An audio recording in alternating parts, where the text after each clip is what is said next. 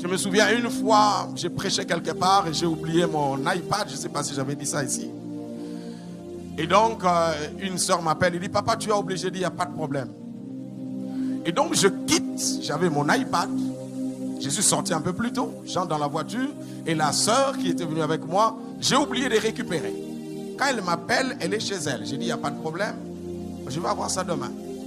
Elle dépose ça sur la table, elle va dans la chambre. Et sa petite soeur vient, trouve quelque chose qui n'est pas dans la maison, qui n'est pas de la maison. Et voulait toucher pour savoir qui a amené ça. Quand elle touche, elle tombe, elle parle en langue. Pendant qu'elle était en train de crier, sa soeur sort pour dire qu'est-ce qui se passe. Le temps de vouloir lui dire c'est à cause de l'iPad, elle-même reçoit le Saint-Esprit, elle tombe. Toute la maison a été affectée seulement par l'iPad. En fait, l'iPad n'a rien. Mais vous devez savoir que tout ce qui est touché par un ouin est contaminé. Dans le domaine de l'esprit, il y a la loi de connexion.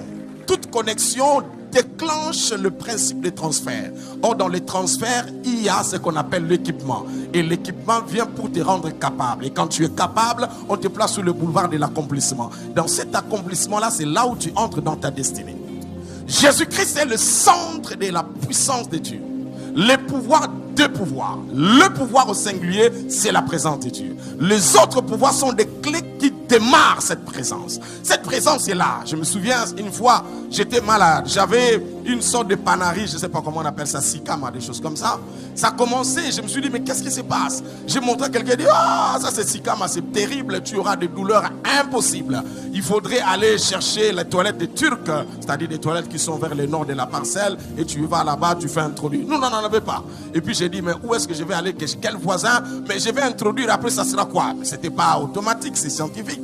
Mais je ne sais pas si c'était vrai. J'ai commencé à me dire, mais cette souffrance, comment je vais le gérer? Pendant que j'ai réfléchissé, j'ai fait passer 1 heure et les douleurs augmentaient. Jusqu'à ce qu'à un moment donné, l'esprit m'a retiré dans les placards, ou je vais dire, dans la caisse de mes méditations inversées. Un verset qui dit, vous avez été guéris par ces meurtrissures. Donc je me suis rendu compte que j'avais un retard de guérison. Ça veut dire qu'il y avait la divinité en moi, et cette divinité devait agir, mais je devais activer ça. Quand je me suis rappelé de ça, j'ai dit à cette maladie, je te donne 2 minutes, quitte mon doigt. Et après 2 minutes, je me suis rendu compte que la maladie est partie. Donc si je n'avais pas dit ça, je serais malade, alors que la maladie, c'est qu'elle est là illégalement, elle n'attend que tu le chasses pour qu'elle parte. Est-ce que je parle à quelqu'un? Il y a beaucoup de choses dans ta vie qui sont illégales et ils n'ont aucune raison d'être là. La pauvreté est illégale, l'échec est illégal, les blocages sont illégaux, le manque de mariage est illégal, le manque de sanction est illégal.